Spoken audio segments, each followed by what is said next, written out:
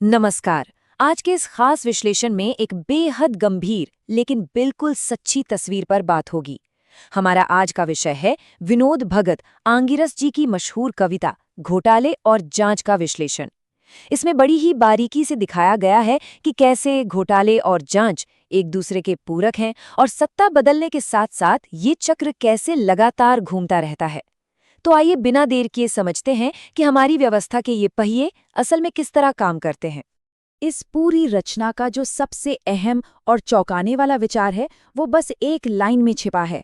घोटाले और जांच दोनों में अटूट रिश्ता है। जरा ध्यान दे तो आमतौर पर माना जाता है कि जांच का काम घोटाले को खत्म करना है, मतलब रोशनी और अंधेरे की तरह एक दूसरे के जानी दुश्मन। लेकिन जमीनी हकीकत तो बिल्कुल अलग है। ये दोनों कोई विरोधी नहीं हैं, बल्कि एक ऐसे गहरे और कभी न टूटने वाले बंधन में बंधे हैं जहां एक के बिना दूसरे का वजूद ही मुमकिन नहीं है। तो चलिए इस कविता के पहले हिस्से की तरफ बढ़ते हैं, जो है इनका सहजीवी संबंध, यानी एक दूसरे पर पूरी तरह से निर्भर होना। ये रिश्ता दो अलग अलग पर आपस में जुड़े हुए पहलुओं पर टिका है। पहला पहलू तो एकदम साफ है। घोटाले होते हैं तो जांच जन्म लेती है। जाहिर है कोई भी जांच कमेटी ऐसे ही हवा में तो बन नहीं जाती।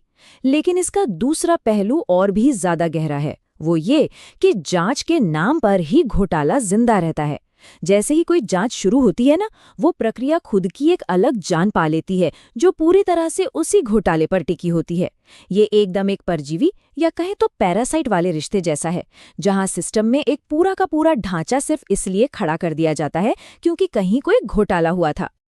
अब बात करते हैं इसके दूसरे और शायद सबसे अजीब पहलू की, जांच की विडंबना और उसकी असल कीमत। हमारी व्यवस्था की आर्थिक विडंबना किस स्तर पर काम करती है, ये सचमुच हैरान कर देने वाला है। कविता में इस पर बहुत सटीक प्रहार किया गया है कि घोटाला जितने का होता है, जांच उससे ज्यादा की हो जाती है। सोचने वाली बात है, जिस आर्थिक नुकसान की भरपाई या न्याय के लिए पूरी जांच बिठाई जाती है, वो प्रक्रिया खुद इतनी लंबी, जटिल और खर्चीली हो जाती है कि उस पर होने वाला खर्च मूल घोटाले की रकम को भी कहीं पीछे छोड़ देता है। इसका निष्कर्ष एकदम साफ है। जांच की प्रक्रिया खुद उस मूल घोटाले से बड़ी हो जाती है। आसान शब्दों में कहे तो मर्ज से ज्यादा महंगी दवा। ये आर्थिक विडंबना नौकरशाही के इस पूरे चक्र को बनाए रखने का काम करती है। बिना किसी असली समाधान के सिस्टम बस चलता रहता है। फाइलें एक मेज से दूसरी मेज पर जाती हैं, कमेटियां बनती बिगड़ती हैं, और जो मुख्य मुद्दा था वो फाइलों के किसी भारी ढेर में हमेशा के लिए दबकर रह जाता है। चलिए अब इसके तीसरे अहम हिस्से को समझते हैं, सत्ता परिवर्तन का राजनीतिक चक्र। सत्ता के इस पूरे खेल में एक बहुत ही स्पष्ट 3 चरणों वाली प्रक्रिया काम करती नजर आती है।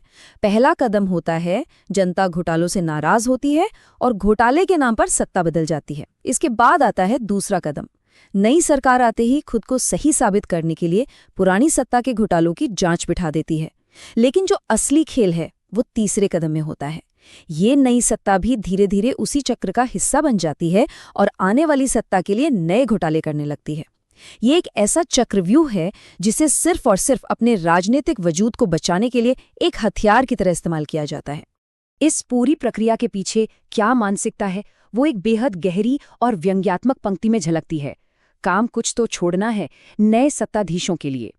इसे सुनकर ऐसा लगता है मानो भ्रष्टाचार के सुराग छोड़ना हमारे सिस्टम का एक अलिखित नियम या शिष्टाचार बन गया है, ताकि जब अगली सरकार आए तो उसके पास राजनीति चमकाने और नई जांच बिठाने के लिए कुछ मुद्दे पहले से ही तैयार मिले।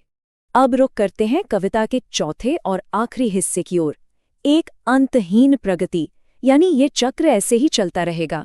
अगर इतिहास, वर्तमान और भविष्य तीनों को एक साथ देखा जाए तो एक खौफनाक निरंतरता नजर आती है। अतीत में क्या हुआ, घोटाले और जांच होते रहे।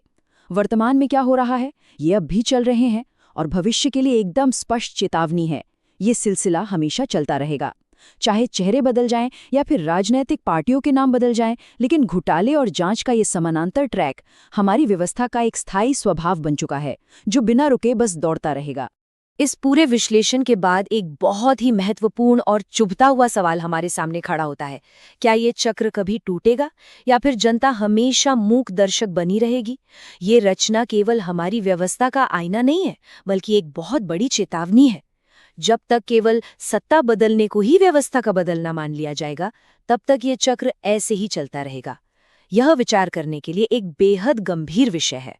आज के इस विश्लेषण में साथ जुड़ने के लिए बहुत बहुत धन्यवाद।